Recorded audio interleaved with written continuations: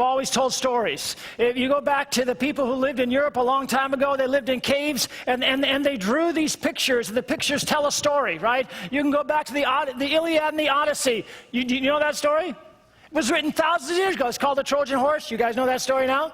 Yeah, and we keep telling these stories over and over again. The ancient Greeks had the tragedies, right? We have Shakespeare. We continue to tell stories, and we seem to tell stories because they touch us, because they reveal something about us. I remember I read a book once by a marriage counselor, and when a couple would come to him that was having problems, he would teach them how to tell stories to express their emotions to one another. Because you see, they could tell each other, I'm feeling sad or I'm frustrated, but it didn't touch the soul. But when you told a story, then they got it. In fact, at one point, Jesus said, I'm not going to talk anymore, I'm not going to teach the people anymore unless I use a story. And that's what he did. He used the stories called parables. Stories touch our hearts. That's why we continue to tell them. And they're like a window into our soul of the human condition. And what we're doing here is looking at 4 stories that were so good that they were hit movies, right? We're looking at 4 great stories here. And we're asking, what do they tell us as a window into our soul? And then how does the story of Jesus connect with that? Does that make sense? All right, we're doing the Lego movie today. The Lego movie, I'm going to give you a little preview. What I see here is that this is really the insight into our soul is how we look. We look for what life is all about. We look for how we can be all that we can be. And we struggle with the answer to that. And the answer is finally found in the story of Jesus. All right? But in a way, it's foreshadowed in this Lego movie. How many of you guys seen the Lego movie? Oh, good. You know, at the first service, I said, how many of you guys seen the Lego movie? It was like a desert out there, man. It was like, so I'm really glad most of you guys have seen the Lego movie. Yeah, it starts out kind of like Lord of the Rings. Would you agree? It kind of gives a backstory, huh? Is that how it goes? Except in this backstory, Lord Business has won. The bad guys, this great evil, are now completely in charge, right? That's what it says. And then kind of like Frodo in the Shire, it says 8.5 years later, right? 8.5 years later. And so when I'm watching this thing, and by the way, the first time I tried to watch it was on the airplane coming back from Hungary. And you know how those movies are in the old airplanes? They start and then they go, and then they stop and start. I was going nuts, so I had to give it up, all right? Don't try to watch it in an airplane, all right, for the first time. Just don't try to do that. But in this movie, the Dark Lord has already won, right? He has completely won. Now, 8.5 years later, and in my mind, I'm thinking, okay, this is going to show a horrible world, man, because the bad guys are in charge, right? But it's really strange. That's not the world looks like at all. See if you can spot any indication that the Dark Lord is in charge. Okay, here we go.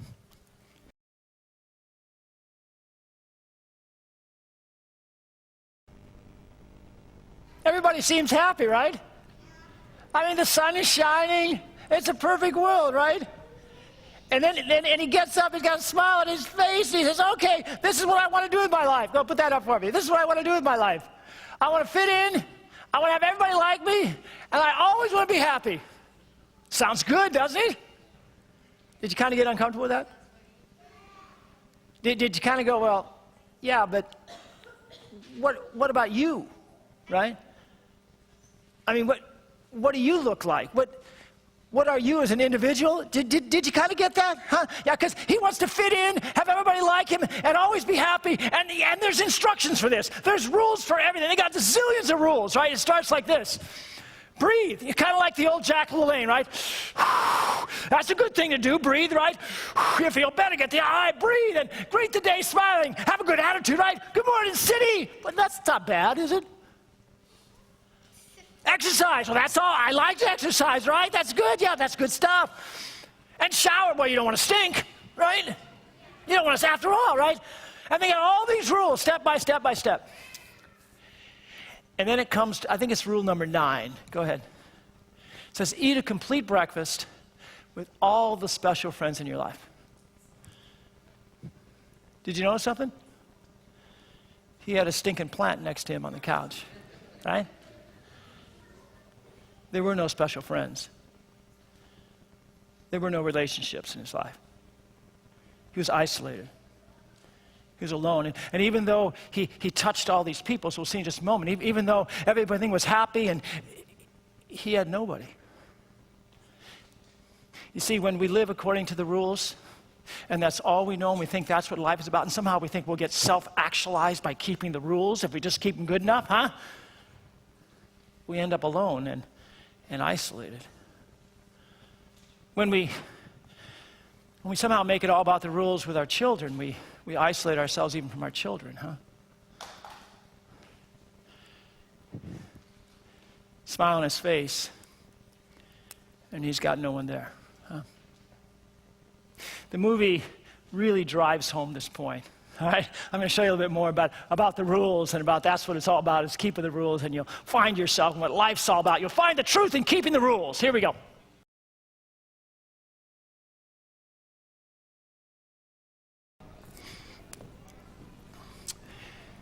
So everybody lives according to the rules. Everybody's got a smile on their face. But they really don't know each other. Huh?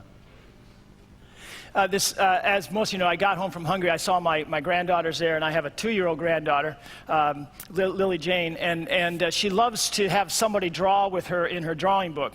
And I'm, as you've seen with the whiteboard, I'm not a very good artist. Like, I'm zero creative with artists, right? And so I sit down with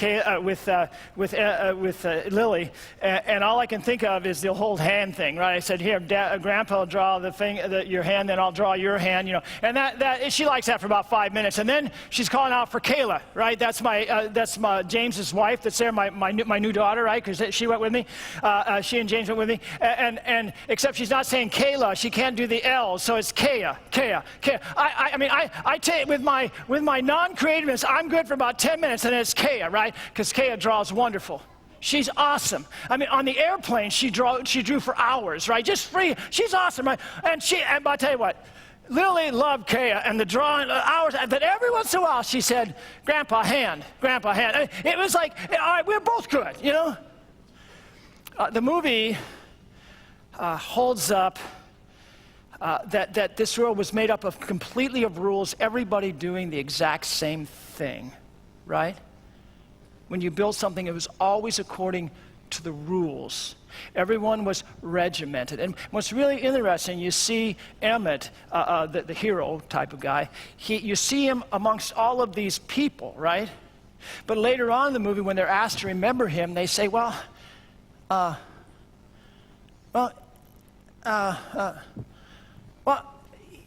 he was kind of like nothing.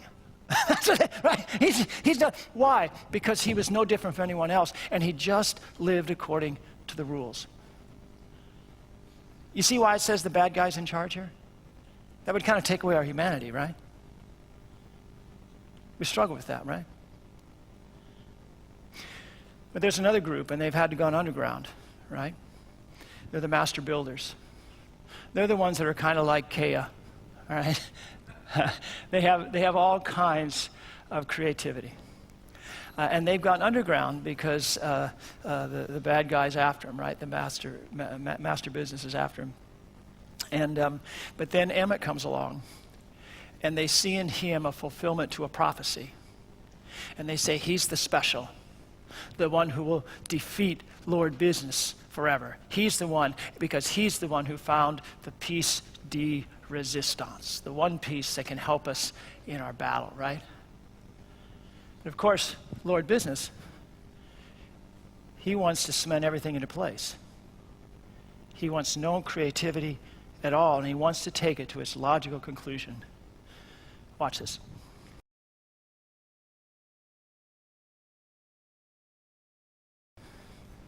Yeah, I'm getting ahead of myself, but I don't want to miss saying this right here. Do you ever look at God that way? Who wants perfection out of you? And with all of his rules, just wants to freeze you into place and not let you be who you were meant to be. We'll come back to that, but you can't miss that, right? You just can't miss that. So, The evil Dr. Business, he wants everyone, by the way, this is not a film against business, okay? It's just that he wants to get his business done, right? He wants everything according to his business, according to his way. And he will even take away whatever life is. He'll freeze them in place because, after all, he knows the best. And against this, the master builders, they're now in hiding, but they're starting to think, well, maybe we can rebel and maybe we can win. Except they can't find any way to work together. They are so individualistic that they'll listen to no one. Life is only about just me, about doing it my way, about building what I want to build, and there's no way I'm going to ever let any directions in my life. That's what they're about, right? And so they can't get together on anything. And because of that, the evil forces attack them in their hideout. And even though they masterfully build a submarine, and they escape, the submarine starts to fill with water, and pretty soon they're shipwrecked on the ocean. The only thing that saves them is Emmett's creation. And Emmett is not a master builder. He's kind of like me. Right? He's got no talent when it comes to this stuff. He's got no talent. But somehow what he does connects with them. And so they ask him, well, what can we do to fight this evil? And his answer is really interesting. And it says something to us too. Go ahead.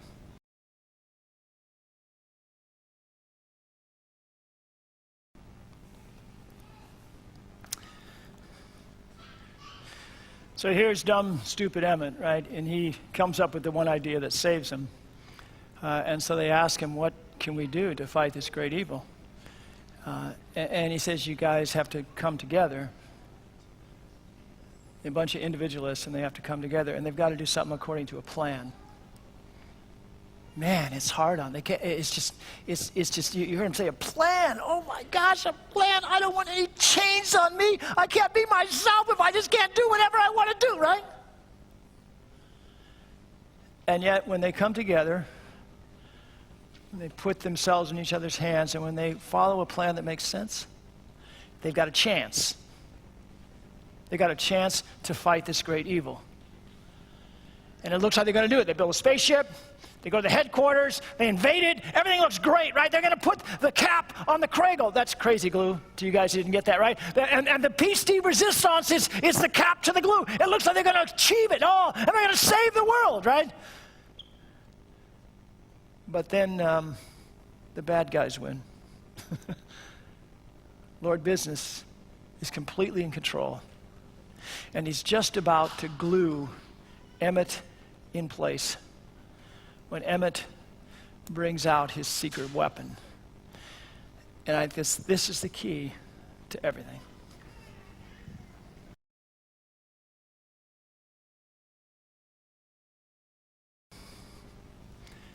Take my hand.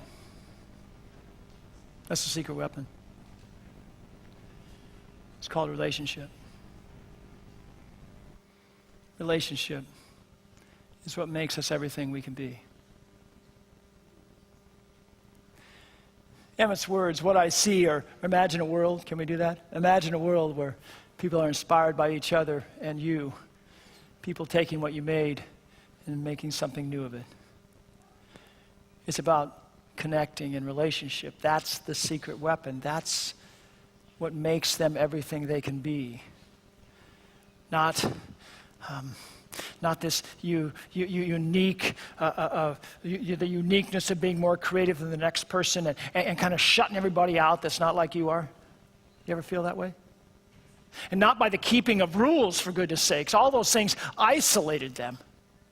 But see, that's kind of what sin does. It isolates us. We start to think of God like master business. We start to think of him, do you ever do that, as just somebody who's laying all kinds of rules on me and taking away my freedom.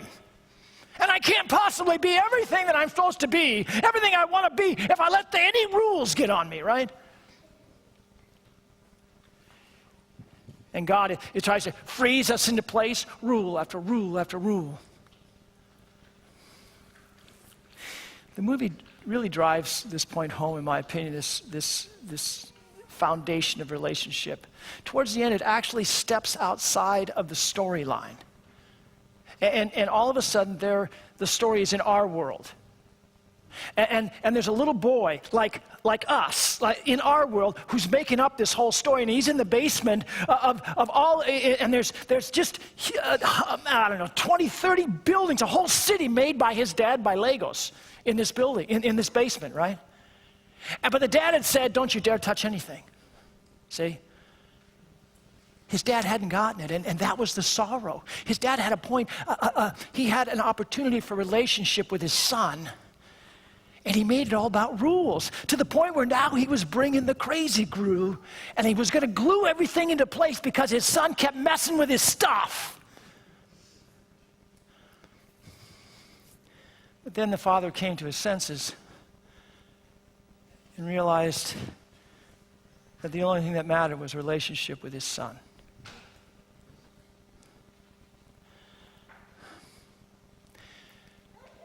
God offers us relationship in Jesus Christ.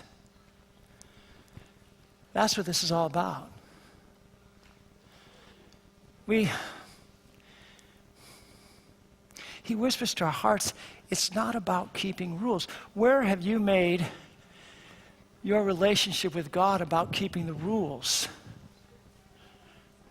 You know, I've read a number of devotionals lately, and they say at night, they say, yeah, go ahead and examine your life and see where you fouled up and make sure you confess those things, as if you got this little checklist of rules. That's not where relationship with God is found. Relationship with God is found in Jesus Christ.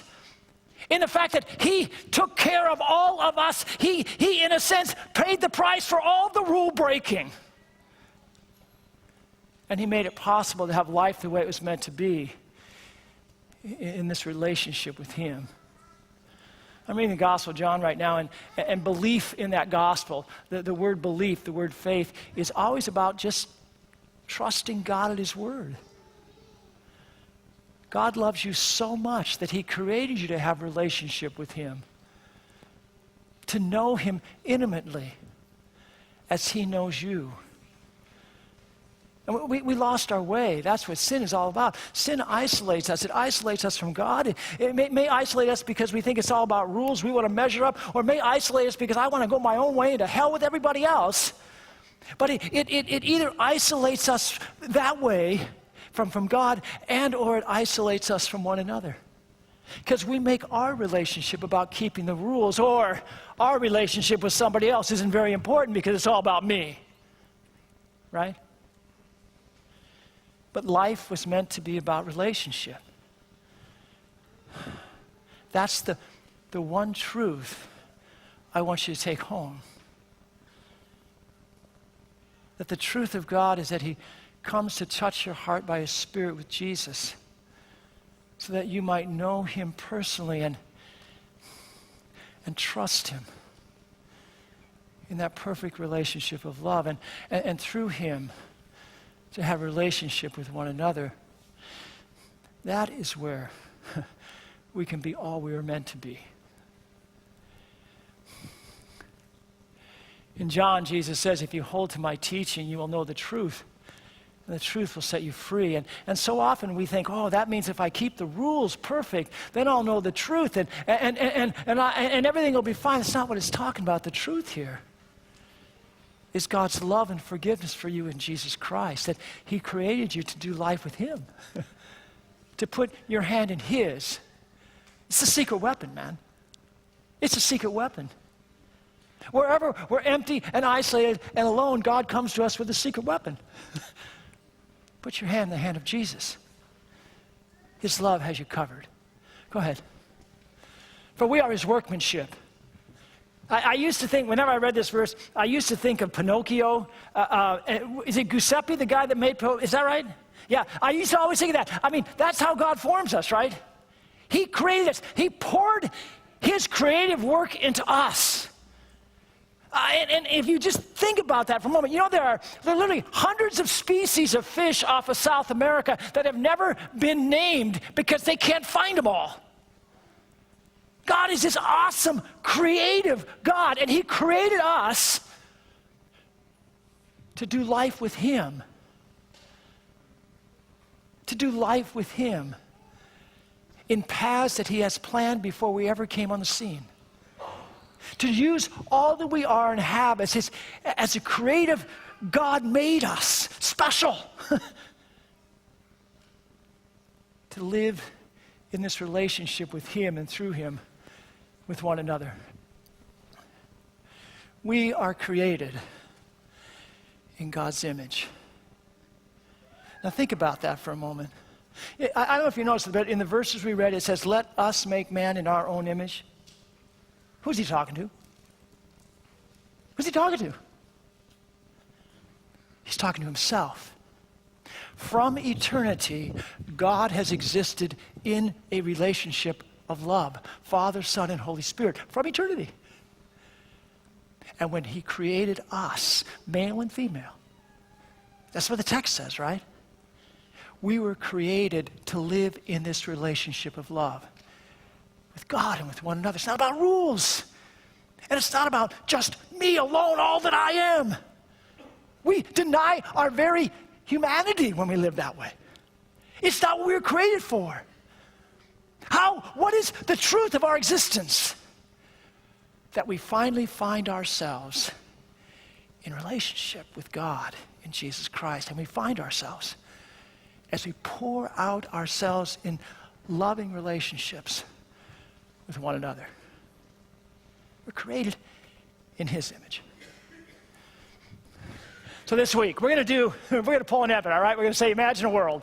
I think there's 4 of these, all right? So imagine a world where you are inspired by God and by each other, taking the things that God has blessed us with and making new things out of it to bless others. What do you think of that? Huh? What do you think of that? It's kind of like, we talked about, he's called us to the ministry of reconciliation, which is a relationship word, right? He's called us to do ministry with him, do life with him. In all the creative ways that he's poured into us to be creative as we walk in his ways. All right? Here's the next one. Imagine a church like that, and we're not talking a building institution, we're talking about a people. Imagine us like this, all right? Where you are not only allowed, but empowered to be uniquely gifted creations God made us to be, without fear of not fitting in with the crowd. Because it's about relationship. It's not about you having to be like somebody else, or us demanding that somebody be like me. God created us so uniquely. We celebrate that in relationship. Here's the next one. Imagine a church where you recognize the important truth that God has given you a heart. This is my favorite, I think. Has given you a heart, soul, mind, and strength. Not to check them at the door when you come and when you go, but so that you would live your life in relationship with Jesus, totally devoted to him, fully utilizing those gifts he has blessed you with. We don't check our humanity at the door coming and going. Last one here. Imagine a world where God's people that he created, where you are able to be creative for him and through him and with him. So the things we create don't just have our mark and thumbprint on them, but bear also the very fingerprint of God. Isn't that awesome? For such is the power of relationship in Jesus. Amen.